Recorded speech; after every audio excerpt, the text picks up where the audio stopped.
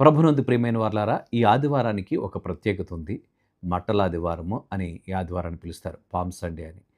ఇది ఏదో ఆచారంగా మనం ఆచరించటం కాదు గానీ, దేవుని యొక్క ప్రసన్నతను ప్రభువారు ఎందుకు ఆయన గాడిదను ఎక్కి యెరూషలేమును సందర్శించారు అనేటువంటి విషయాన్ని మనం ధ్యానం చేద్దాం. పరిశుద్ధ గ్రంథాలు తెరిచి మత్తయి సువార్త 21వ అధ్యాయము 8, 9 వచనాలను మనం చూస్తే, జనసమూహములలోను అనేకులు తమ బట్టలు దారి పొడుగునా పరచిరి, కొందరు చెట్ల కొమ్మలను నరికి దారి పొడుగునా పరచిరి.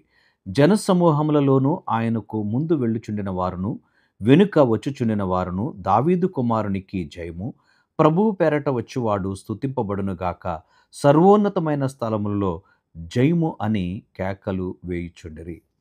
దేవుని నామానికి స్తోత్రం కలుగును గాక. యేసుక్రీస్తు ప్రభువారు బేత్పగే అనేటువంటి ప్రాంతంలో ఆయన ఉన్నారు. బేతనీ అనేటువంటి ప్రాంతంలోనికి వెళ్ళి మీ ఎదురుగా ఉన్నటువంటి ఆ ప్రాంతంలో కట్టబడినటువంటి గాడిదయు, గాడిద పిల్లయు అక్కడ ఉంటాయి. అవి ప్రభువునకు కావలను అని చెప్పి తీసుకుని రండని ప్రభువారు చెప్పారు. శిష్యులను పంపించి ఆయన వాటిని తీసుకున్నప్పుడు ఇవి ఎందుకు అని అడిగినప్పుడు ప్రభువునకు కావాలని చెప్పండి అని చెప్పారు. ప్రభువునకు కావాలని చెప్పినప్పుడు వారు మీకు ఇస్తారనేటువంటి విషయాన్ని ప్రభువు తెలియజేశారు. ఇక్కడ దారి పొడుగున కూడా ఖర్జూరపు మట్టలు పరిచినట్లుగా మనం చూస్తున్నాము. వస్త్రాలు పరిచినట్లుగా మనం గమనిస్తూ ఉన్నాం. ప్రభు అయినటువంటి క్రీస్తును, దావీదున కుమారుడైనటువంటి ప్రభువునకు జయము అనేటువంటి మాట, హోసన్న అనేటువంటి మాటను మనం చూస్తూ ఉన్నాం. యేసుక్రీస్తు ప్రభువారు అనేక పర్యాయాలు యెరూషలేము పట్టణాన్ని సందర్శించారు. ప్రియమైన వారలారా, యేసుక్రీస్తు ప్రభువారు అనేక పర్యాయాలు యెరూషలేము పట్టణాన్ని దర్శించారు.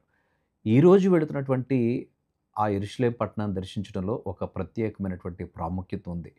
దేవాది దేవుడు విద్యోత్సాహముతో ఊరేగించబడుతున్నటువంటి సందర్భాన్ని ఇక్కడ మనం చూస్తూ ఉన్నాం. దేవుడు ఆయన రాజుగా ఉన్నాడు గనుక, యూదులకు రాజు అయినటువంటి వాడు, దేవాది దేవుడు రాజులకు రాజు, ప్రభులకు ప్రభు అయినటువంటి దేవుడు, ఆయన గాడిద అనేటువంటి భారవాహికను ఎక్కి ఆయన బయలుదేరి వెళ్ళినట్లుగా మనం చూస్తూ ఉన్నాం. గుర్రములను ఎక్కి వస్తే గనక యుద్ధానికి వస్తున్నాడని, గాడిదని ఎక్కువ వస్తే గనక శాంతి ఒప్పందం కొరకు వస్తున్నాడని, ఏనుగు మీద వస్తున్నప్పుడు యుద్ధానికి వస్తున్నాడనేటువంటి సూచనల్ని మనం చూస్తూ ఉన్నాం. ప్రభు అయిన క్రీస్తు శాంతి ప్రదాత అయినటువంటి దేవుడు గనుక, నా శాంతిని మీకు అనుగ్రహిస్తున్నానని దేవాది దేవుడు తెలియజేసాడు గనుక, ఆయన సమాధానాన్ని ఇచ్చేటువంటి వాడు, శాంతిని మనకిచ్చే దేవుడుగా ఉన్నాడు గనుక, ఆయన గాడిద పిల్లను ఎక్కి ఆయన యెరూషలేము పట్టణానికి వెళ్ళాడు. ప్రతివారు కూడా తమ బట్టలు అక్కడ దారి పొడుగునా పరిచినట్లుగా, యేసు ప్రభువారు ఎక్కినటువంటి గాడిదకు ఘనత వచ్చింది. క్రీస్తు ప్రభువారు ఎక్కినటువంటి గాడిదను విజయోత్సాహంతో ఊరేగిస్తూ దావీదు కుమారుడైనటువంటి క్రీస్తు ప్రభువునకు జయము, హోసన్న అనేటువంటి మాటలు వారు తెలియజేస్తూ వచ్చారు. హోసన్న అనేటువంటి పదానికి మనం చూస్తే దయతో మమ్మల్ని రక్షించుము అనేటువంటి అర్థాన్ని మనం చూస్తూ ఉన్నాం. ప్రభువుని వారు విజయోత్సాహంతో ఊరేగిస్తూ దేవునిని స్తుతిస్తూ ఉన్నారు. ఈ ఖర్జూరపు మట్టలు దేనికి సాదృశ్యంగా ఉన్నాయి అనేటువంటి విషయాన్ని మనం గనుక లేఖనంలో మనం చూస్తే, యోహాను సువార్త 12వ అధ్యాయము 12, 13 వచనాల్ని మనం చూస్తే, మరునాడు పండుగకు వచ్చిన బహుజన సమూహము యేసు యెరూషలేమునకు వచ్చుచున్నాడని విని ఖర్జూరపు మట్టలు పట్టుకొని ఆయనను ఎదుర్కొనబోయి, జయము, ప్రభువు పేరట వచ్చుచున్న ఇశ్రాయేలు రాజు స్తుతింపబడునుగాక అని కేకలు వేసిరి. దేవుని నామానికి స్తోత్రం కలుగును గాక. ప్రభువుని వారు స్తుతిస్తూ జయమని, ఇశ్రాయేలు రాజునకు స్తోత్రము కలుగును గాక, జయము కలుగును గాక, హోసన్న అని చెప్పి ప్రభువుని స్తుతిస్తూ వారు ఖర్జూరపు మట్టలను పట్టుకున్నారు. ఈత మట్టలు అని చెప్పబడినప్పటికీ ఇక్కడ ఖర్జూరపు మట్టలు అనేటువంటి విషయాన్ని మనం చూస్తూ ఉన్నాం. వారు పట్టుకున్నటువంటి చేతులు అవన్నీ కూడా ఖర్జూరపు మట్టలు చేత పట్టుకుని హోసన్న జయమని జయధ్వనులతో ప్రభువుని ఊరేగిస్తూ ఆయన యెరూషలేములోనికి ప్రవేశించినట్లుగా మనం చూస్తున్నాం. రాజుకు రాజైనటువంటి క్రీస్తు ప్రభు రాజుగా ఆయన వెళుతున్నటువంటి విషయాన్ని మనం గమనించాలి. ఈ ఖర్జూర మట్టలు దేనికి సాదృశ్యంగా కనబడుతున్నాయి అనేటువంటి విషయాన్ని లేఖనంలో గనక మనం గమనించినట్లయితే, వృత్తాంతాల 2వ గ్రంథము 3వ అధ్యాయము 5వ వచనాన్ని మనం చూస్తే, మందిరపు పెద్ద గవిని దేవదారు పలకతో కప్పి వాటిపైన మేలిమి బంగారమును పొదిగించి పైభాగమున ఖర్జూరపు చెట్ల వంటి పనియు, గొలుసుల వంటి పనియు చెక్కించి దేవుని నామానికి స్తోత్రం కలుగును గాక. ఈ దినవృత్తాంతాల రెండవ గ్రంథము 3వ అధ్యాయంలో మనం గమనిస్తే, మహాజ్ఞాని అయినటువంటి సొలొమోను యెరూషలేము దేవాలయాన్ని కట్టించినటువంటి విధానాన్ని మనం చూస్తా ఉన్నాం. ఆయన దేవదారు చెట్ల చేత ఆ యెరూషలేము దేవాలయంతటిని కట్టించి, బంగారపు రేకును పొదిగించి, ఆ యొక్క బంగారపు రేకు మీద లోపలికి వెళ్ళగానే ఖర్జూరపు మట్టలతో చెక్కుడు పని మనకి కనబడతా ఉంది. ఇది దేవుని మందిరము, చాలా అద్భుతమైనటువంటి మందిరంగా ఆనాడు ఆ మందిరాన్ని చూడటానికి అనేక మంది వచ్చినట్లుగా మనం చూస్తా ఉన్నాం. ఇంత అద్భుతమైనటువంటి మందిరం, ఇంత సుందరమైనటువంటి మందిరము అని ప్రతి ఒక్కరు కూడా వస్తా ఉన్నారు, చూస్తా ఉన్నారు. చాలా పెద్దది, ఉన్నతమైనటువంటిది. దావీదు భక్తుడు ఆ మందిరానికి కావలసిన ఉపకరణాలన్నీ సమకూర్చాడు. రాళ్ళు, కర్రలు, ఇనుము, ఇత్తడి, బంగారము, మొత్తము ఏ సామాగ్రి కావాలో వాటన్నిటిని కూడా సమకూర్చాడు. తన కుమారుడైనటువంటి సొలొమోను చేత ఆ మందిరము కట్టబడింది. అద్భుతమైనటువంటి, సుందరమైనటువంటి మందిరం కట్టబడింది. ఆ మందిరములో ఈ యొక్క ఖర్జూరపు మట్టల యొక్క చెక్కుడు పని కనబడతా ఉంది. ఎంత అద్భుతమైనటువంటి ఆ యొక్క వర్ణను మనం అక్కడ చూస్తా ఉన్నాం. ఈ ఖర్జూరపు మట్టలు మందిరములో ఎందుకున్నాయి అని మనం చూస్తే, ఖర్జూరపు మట్టలు ఆరాధనకు సాదృశ్యంగా కనబడతా ఉన్నాయి. దేవుని మందిరములోనికి వెళ్ళినటువంటి మనము దేవునిని ఆరాధిస్తాం కదా!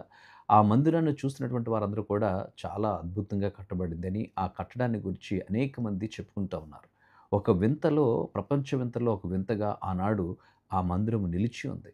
అయితే ఇక్కడ మనం గమనిస్తే, పాత నిబంధనలో మందిరానికి చాలా ప్రాముఖ్యత ఇవ్వబడింది గానీ, నూతన నిబంధనలో మనమే దేవుని మందిరంగా ఉన్నాం. దేవుని నామమున స్తోత్రం కలుగును గాక. మనమే కదిలేటువంటి మందిరాలుగా, నీ దేహము దేవుడు నీకు అనుగ్రహించిన ఆలయమని నీవు ఎరుగవా అని భక్తుడు తెలియచేస్తా ఉన్నాడు. దేవాది దేవుడు ఈ యొక్క కదిలే మందిరాలు, మనము దేవుని మందిరములోనికి వెళ్ళి ప్రభువుని స్తుతించాలి అనేటువంటి ఉద్దేశంతో. పాత నిబంధనలో మందిరానికి ప్రాముఖ్యత ఉంది. నూతన నిబంధనలో సంఘానికి ప్రాముఖ్యత ఇవ్వబడింది. అలా అని మందిరాలు కట్టకూడదని, అలా అని మందిరాలు కట్టబడకూడదని దేవుని ఉద్దేశం కాదు గానీ ప్రియులారా, మనమందరం కలిసి ఆరాధించడానికి ఒక స్థలం కావాలి. మనమందరం కలిసి దేవుని సన్నిధిలో కూడుకొని దేవునిని ఆరాధించాలి. ఆయనను ఆరాధించువారు ఆత్మతోనూ, సత్యముతోనూ ఆరాధించాలి అనేటువంటిది. అందుకని ఈ ఖర్జూరపు మట్టలు మనకేం తెలియచేస్తున్నాయంటే, దేవునిని మనం స్తుతించాలి. దేవుని మందిరానికి వెళ్ళి మనము ఏ నగలు పెట్టుకున్నారు, ఏ వస్త్రాలు ధరించాము అనేటువంటివి చూడడానికి కాదు. దేవుని మందిరానికి వెళ్ళి దేవునిని ఆరాధిస్తూ హృదయపూర్వకంగా ప్రభువుని కీర్తించడానికి, మన హృదయమంతటితో, పూర్ణ శక్తితో, పూర్ణ బలముతో ప్రభువును కీర్తించడానికి దేవుని మందిరానికి వెళ్ళాలి. ఎప్పుడైతే నీవు ఆ రీతిగా దేవుని సన్నిధికి వచ్చి ఆరాధిస్తుంటావో, దేవుని కరుణ, కృప, వాత్సల్యతను నువ్వు అనుభవిస్తావు. దేవుని సన్నిధిలో మొట్టమొదటిగా ఈ యొక్క ఖర్జూరపు మట్టలు ఆరాధనకు సాదృశ్యంగా కనబడుతున్నాయి. రెండవదిగా మనం చూస్తే ప్రియులారా, ఖర్జూరపు మట్టలు దేనికి సాదృశ్యంగా ఉన్నాయనంటే, మన దేవుడైనటువంటి యెహోవా మనలను పోషించువాడు అనేటువంటి విషయాన్ని తెలియచేస్తా ఉన్నాయి. పరిశుద్ధ గ్రంథంలో నుంచి లేవియా కాండము 23వ అధ్యాయము 40వ వచనాన్ని మనం చూస్తే, మొదటి దినమున మీరు దబ్బ పండ్లను, ఈత మట్టలను, గొంజి చెట్ల కొమ్మలను, కాలువల యొద్ద నుండు నిరవంజి చెట్లను పట్టుకొని 7 దినములు మీ దేవుడైన యెహోవా సన్నిధిని ఉత్సహించుచు ఉండవలెను. దేవుని నామానికి స్తోత్రం కలుగును గాక. మొదటి దినమున మీరు ఏ రీతిగా ఉండాలో, ఈ రీతిగా మీరు ఉత్సవ దినాలు దేవునికి చేయాలి అనేటువంటి విషయాన్ని దేవాది దేవుడు తెలియజేస్తూ వచ్చాడు. దేవుడు ఇశ్రాయేలుని 40 సంవత్సరాలు అరణ్య మార్గంలో నడిపించినప్పుడు వారిని ఆయన పోషించాడు. ఆయన ఏ రీతిగా పోషించాడు? వారికి ఆహారం కావాలని చెప్పినప్పుడు దేవుని సన్నిధిలో ఆకాశం నుండి మన్నాను కురిపించాడు. వారికి వాటర్ సోర్స్ ఎక్కడి నుంచి వచ్చినాయి? దేవుడు బండను చీల్చి వారి దాహాన్ని తీర్చాడు. అంత మాత్రమే కాదు ప్రియులారా, మాంసాపేక్షను కనపరిచినప్పుడు దేవుడు పూరీలను వారికి కురిపించి వారి యొక్క ప్రతి అక్కరను తీర్చాడు. దేవుడు మన పోషకుడని ఈ విషయాలు తెలియచేస్తూ ఉన్నాయి. మీరు ఖర్జూరపు మట్టలు పట్టుకొని ఉత్సహించుడి అనేటువంటి మాటను తెలియచేస్తూ ఉన్నాడు. దేవుని లేఖనాల్లో మనం గమనించినట్లయితే ప్రియులారా, పర్ణశాలల పండుగ అనేటువంటిది వారు ఆచరించేటువంటి పండుగలో, ఆ పండుగ నాడు గుడారాలు వేసుకుని ఆ గుడారాల్లో వారు నివసిస్తారు. ఈ 7 దినాలు కూడా గుడారాల్లోనే వారు నివసించాలి. ఎంత ఉన్నతమైనటువంటి వ్యక్తి అయినప్పటికీ కూడా వారు ఆ సుక్కోతు అంటారు. సుక్కోతు పండుగని లేక పర్ణశాలల పండుగని దీనికి పేరు. ఈ పర్ణశాలల పండుగ, సుక్కోతు అని ఫీస్ట్ ఆఫ్ టెబర్నికల్ అనేటువంటి ఈ నామధేయాలతో పిలువబడుతున్నటువంటి ఈ పండుగను వారు కుటుంబాలతో యెరూషలేము పట్టణంలో చేరి వారు టెంట్స్ వేసుకొని గుడారాల్లో నివసిస్తారు. అవి వేటితో నిర్మించుకోవాలి అనంటే రెడీమేడ్ టెంట్లతో కాదు. ఖర్జూరపు మట్టలతో వేసుకుని వాటిలో వారు ఉండాలి అనేటువంటి విషయాన్ని తెలియజేశాడు. అక్కడ మీరు ఉత్సాహిస్తూ దేవుణ్ణి స్తుతిస్తూ ఆరాధించాలి. ఎందుకనంటే ఐగుప్తు చెరలో నుండి బయటకు రప్పించిన విధానాన్ని మనం జ్ఞాపకం చేసుకుంటూ ప్రభువుని స్తుతిస్తూ ఈ యొక్క గుడారాల్లో మనం నివసించి ముందుకు సాగాలి. ఎందుకనంటే ఈ లోకంలో ఏది కూడా శాశ్వతము కాదు అనేటువంటి సత్యాన్ని తెలియజేయడానికి. చాలామంది ఇది నాది, అది నాదని కొట్లాడుతుంటారు. ఈ లోకంలో ఉన్నటువంటి కొద్ది కాలం, ఈ కొద్ది జీవితాన్ని ఇది నాది, అది నాదని కొట్లాడుతూ, ప్రాకులాడుతూ ప్రయాసపడుతుంటాం. చాలాసార్లు ఏది శాశ్వతం కాదని మాటలతో చెప్తాం కానీ, జీవితంలో వాటిని కనుపరచలేం. కానీ దేవుని లేఖనాల్లో చెప్తున్నాడు, వారి యొక్క డ్యూటీస్‌కి సెలవు పెట్టుకొని ఆ 7 దినాలు ఆ పండుగలో వారు వచ్చి, ఆ యెరూషలేము ప్రాంతాల్లో టెంట్స్ వేసుకొని ఆ గుడారాల్లో నివసిస్తూ, ప్రభువా మమ్మల్ని ఈ రీతిగా నువ్వు విడిపించి విమోచించావు. అందుని బట్టి నీకు స్తోత్రాలని చెప్పి ప్రభువుని స్తుతిస్తూ, దేవునిని ఆరాధిస్తూ, మా జీవితాలు మట్టివని, వట్టివని ప్రభువా మేము జ్ఞాపకం చేసుకుంటున్నాం. మంటివారమని మేము జ్ఞాపకం చేసుకుంటున్నాం.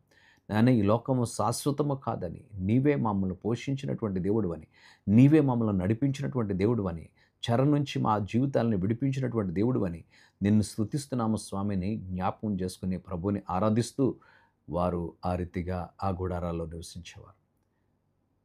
ప్రియులారా, ఈ ఈత మట్టలు లేక ఈత కొమ్మలు ఇంకా దేనికి సాదృశ్యమని లేఖనాల్లో మనం చూస్తే, మూడవదిగా మనం గమనించినట్లయితే 92వ కీర్తన 12వ చరణాన్ని మనం చూస్తే, నీతిమంతులు ఖర్జూర వృక్షం వలె మొవ్వు వేయుదురు, లెబానోను మీది దేవదారు వృక్షం వలె వారు ఎదుగుదురు.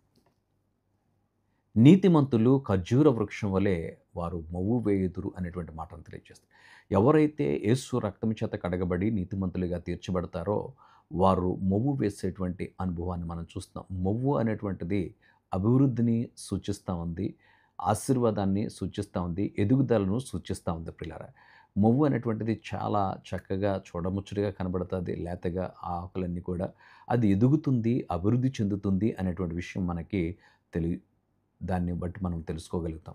అయితే ఇక్కడ మనం గమనించినట్లయితే ఎవరు ఎదుగుతారనంటే నీతిమంతులు ఖర్జూర వృక్షం వలె వారు ఎదుగుదురు అనేటువంటి మాట. అంత మాత్రమే కాదు కానీ లెబానోను మీది దేవదారు వృక్షం వలె వారు ఎదుగుదురు అనేటువంటి మాటను తెలియజేస్తున్నాడు. లెబానోను పర్వతం మీద దేవదారు వృక్షాలు ఎదుగుచూ ఉంటాయి, నిటారుగా ఎదుగుతుంటాయి. అలాగా నీతిమంతులు వర్ధిల్లుతారు, అభివృద్ధి చెందుతారు అనేటువంటి విషయాన్ని దేవుని లేఖనాల్లో మనం చూస్తూ ఉన్నాం. అందుకనే వీరు జయోత్సాహముతో ప్రభువుని ఎదుర్కొంటూ యూదుల రాజు అయినటువంటి దేవాది దేవునికి స్తోత్రము, హోసన్న, జయమని విజయోత్సాహముతో ప్రభువుని ఊరేగిస్తూ రాజులకు రాజు, ప్రభువులకు ప్రభు అయినటువంటి క్రీస్తు ప్రభువారు ఆ చివరి ప్రయాణాన్ని మనం చూస్తూ ఉన్నాం. తర్వాత ఆయన శ్రమ పడవలసినటువంటి పరిస్థితులు, మందిరములో ఉన్నటువంటి విషయాలన్నింటినీ కూడా ఆయన సరిచేయటం మనం చూస్తాం. అక్కడ రోకలు మార్చేవారిని కానివ్వండి, ఫలాలని వెతికి ప్రభు మీరు ఫలించట్లేదనేటువంటి విషయాన్ని అక్కడ తెలియజేసినట్లుగా మనం చూస్తూ ఉన్నాం. మనం దేవుని బిడ్డలైనటువంటి మనము ఫలభరితంగా ఉండాలి. దేవుని బిడ్డలైనటువంటి మనము ఫలించే అనుభవాలుగా ఉండాలి. నీతిమంతులు ఖర్జూర వృక్షం వలె మొవ్వు వేయుదురు అని అన్నాడు కదా. ఆ రీతిగా మనం ఎదిగి ఫలించి అభివృద్ధి మొవ్వు వేసిన తర్వాత ఫలాలు వస్తాయి. మన జీవితంలో కూడా అట్టి రీతిగా మనం ఉండాలి అనేటువంటిది దేవుని యొక్క ఆశయం అన్నది. దేవుని లేఖనాల్లో మనం గమనిస్తే పరిశుద్ధ గ్రంథంలో ఒక మాటను చదువుకుని ప్రార్థన చేసుకుందాం. ప్రకటన గ్రంథము 7వ అధ్యాయము 9, 10 వచనాలు మనం చదివితే, తరువాత నేను చూడగా ఇదిగో ప్రతి జనములో నుండి, ప్రతి వంశములో నుండి, ప్రజలలో నుండి, ఆయా భాషలు మాట్లాడువారిలో నుండి వచ్చి ఎవడునూ లెక్కింపజాలని యొక్క గొప్ప సమూహము కనబడెను. వారు తెల్లని వస్త్రములు ధరించుకొన్నవారై ఖర్జూర మట్టలు చేతపట్టుకొని సింహాసనం ఎదుటను గొర్రెపిల్ల ఎదుటను నిలువబడి, సింహాసనాసీనుడైన మా దేవునికి గొర్రెపిల్లకును మా రక్షణకై స్తోత్రమని మహాశబ్దముతో ఎలుగెత్తి చెప్పిరి. దేవుని నామానికి స్తోత్రం కలుగును గాక. మనము చదివినటువంటి మత్తయి సువార్త 21వ అధ్యాయము 8, 9 వచనాల్లో వారు బట్టలు పరిచినట్లుగా మనం చూస్తాం. ఖర్జూరపు మట్టలు చేతపట్టుకొని హోసన్నా జయము అనేటువంటి మాటను వారు చెప్పటం బిగ్గరగా ప్రభువుని స్తుతించటం, ఆరాధించటం మనం అక్కడ గమనించాం. ఇక్కడ భక్తుడైనటువంటి అపోస్తలుడైన యోహాను గారు ఈ మాటల్ని ఆయన దర్శనములో చూస్తూ రాస్తన్నాడు.